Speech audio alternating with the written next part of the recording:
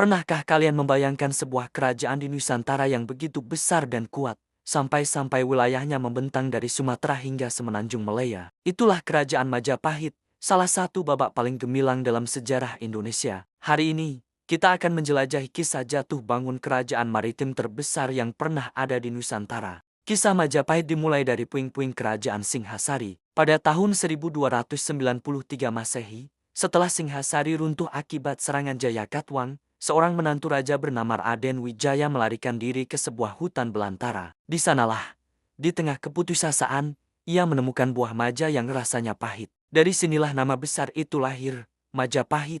Raden Wijaya bukan hanya seorang pelarian, tapi juga ahli strategi yang ulung. Ia melihat peluang saat pasukan Manggel datang ke Jawa untuk menghukum Singhasari. Dengan cerdik, ia bekerja sama dengan Manggel untuk mengalahkan Jayakatwang. Lalu setelah menang, ia berbalik menyerang dan mengusir pasukan Manggel dari tanah Jawa. Sungguh jenius. Akhirnya, pada tahun yang sama, Raden Wijaya dinobatkan sebagai Raja pertama Majapahit dengan gelar Kertarajasa Jayawardhana. Namun, jalan menuju kejayaan tidaklah mulus. Masa-masa awal Majapahit diwarnai oleh berbagai pemberontakan dari dalam istana sendiri, terutama pada masa pemerintahan Raja Jayanegara, putra Raden Wijaya. Kerajaan baru benar-benar stabil ketika tahta dipegang oleh seorang ratu tangguh, Tribhuwana Tunggadewi. Di masa pemerintahannya inilah, muncul seorang tokoh yang namanya melegenda hingga sekarang, Mahapati Gajah Mada. Pasti kalian sudah tidak asing lagi dengan Sumpah Palapa, kan? Ya, itulah janji Gajah Mada untuk tidak merasakan kenikmatan dunia sebelum berhasil menyatukan seluruh Nusantara di bawah Panji Majapahit. Sumpah ini bukan sekadar ucapan. Di bawah komando Gajah Mada, Majapahit melancarkan ekspansi besar-besaran,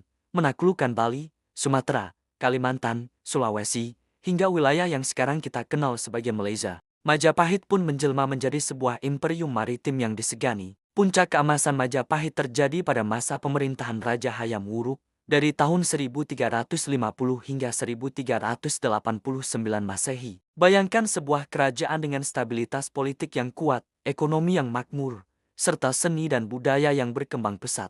Kitab Negara Kertagama yang ditulis oleh Empu Prapanca menggambarkan betapa luasnya wilayah kekuasaan Majapahit dan betapa megahnya kehidupan di ibu kota. Tapi yang lebih hebat lagi adalah nilai toleransi yang dijunjung tinggi. Agama Hindu dan Buddha bisa hidup berdampingan dengan damai. Bahkan, semboyan negara kita, Bhinneka Tunggal Ika, yang berarti berbeda-beda tetapi tetap satu, berasal dari zaman Majapahit, tepatnya dari kitab Sutasoma karya Empu Tantular. Ini membuktikan bahwa semangat persatuan dalam keberagaman sudah menjadi bagian dari DNA bangsa kita sejak ratusan tahun lalu. Sayangnya, seperti roda yang berputar, setiap kejayaan pasti ada masanya. Setelah wafatnya Hayam Wuruk dan Gajah Mada, Majapahit mulai mengalami kemunduran. Konflik internal untuk memperebutkan takhta, seperti Perang Paregrek, menggerogoti kekuatan kerajaan dari dalam. Di saat yang bersamaan, kekuatan-kekuatan baru mulai muncul. Kerajaan-kerajaan Islam di pesisir utara Jawa, seperti Demak, mulai bangkit dan menggeser dominasi Majapahit dalam perdagangan dan politik.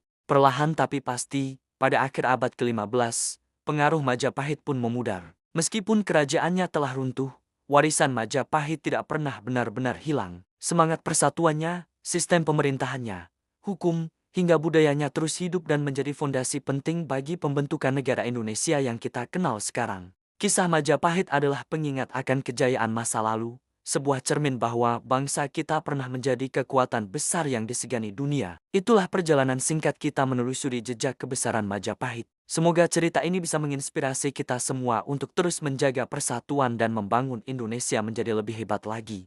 Terima kasih sudah menonton. Jangan lupa like, komen, dan subscribe agar tidak ketinggalan konten sejarah menarik lainnya. Sampai jumpa di video selanjutnya.